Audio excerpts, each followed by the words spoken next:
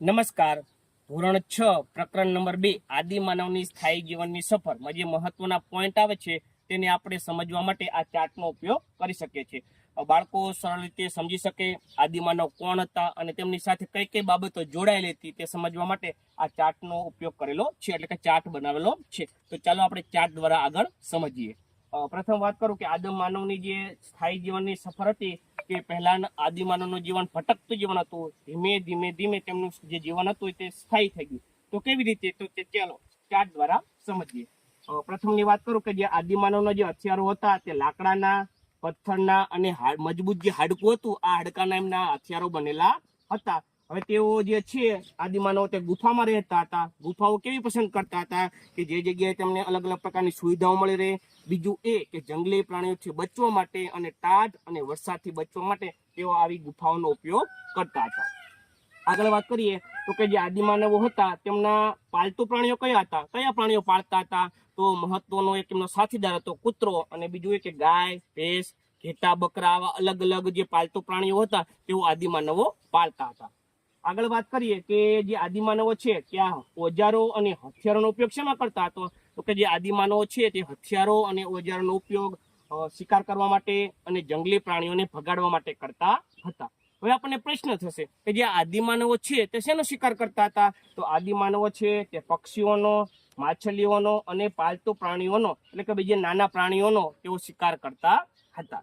ત્યારબાદ આગળ વાત કરીએ કે આદિમાનવોએ ધીમે ધીમે એમને ખબર પડી કે આ જમીનમાં ખેતી પણ થાય છે, કૃષિ પણ થાય છે. એમના માટે એમને પાક વાવવાનું શરૂ કરવું, અને એમના મહત્વના બે પાક હતા ઘઉં અને જવ. આ પાક વાવવાની શરૂઆત આદિમાનવે કરી હતી.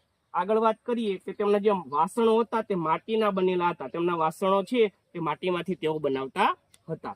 એક એમની જે મહત્વની અને ક્રાંતિકારી શોધ આપણે અગ્નિને ગણી શકીએ છીએ કે અગ્નિની શોધ છે તેમની મહત્વની શોધ હતી.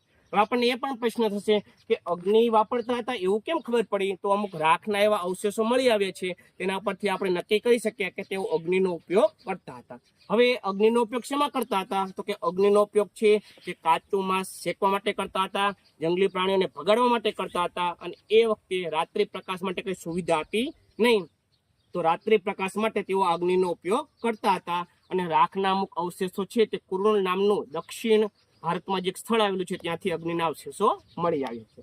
મહત્વની એક બીજી પણ એમની શોધ હતી કે ચક્ર, જેને આપણે હાલના સમયમાં પૈડું કહીએ છીએ. તો આ મહત્વની શોધને પણ ક્રાંતિકારી શોધ અને મહત્વની શોધ ગણવામાં આવે છે. તો આદિમાનવની જે બાબત છે, આદિમાનવનું જીવન છે ધીમે ધીમે સ્થાયી જીવન બનવા લાગ્યું હતું. કેમ? કારણ કે પહેલાના સમયમાં આદિમાનવ શિકાર કરતા હતા તો એક જગ્યાએથી બીજી જગ્યાએ ભટકવું પડતું હતું, પણ ધીમે એમને ખેતી કરવાની શરૂઆત કરી અને તેમનું જે ભટકતું જીવન હતું એ સ્થાયી જીવન બની ગયું. તેથી પ્રકરણનું નામ છે આદિમાનવની સ્થાયી જીવનની સફર. બીજી વાત કરીએ કે આદિમાનવના અવશેષો ઘણી બધી જગ્યાએથી આપણને મળી આવેલા છે, જેમાં ઇનામ ગામ છે, મેહેરગઢ છે, બુર્જુહોમ છે, ચિરાદ છે. આવા અલગ અલગ સ્થળોથી આપણને આદિમાનવના અવશેષો મળી આવ્યા છે. અને મહત્વની વાત કરીએ તો મેહેરગઢ છે અને ઇનામ ગામ છે એ ખૂબ જ પ્રખ્યાત છે, અને ત્યાંથી ઘણા બધા અવશેષો મળી આવ્યા છે. અને એમની મહત્વની એક ગુફા હોય તો તે ભીમબેટકા છે જે મધ્યપ્રદેશમાં આવેલી છે. તો આ હતી આદિમાનવની સ્થાયી જીવનની સફર.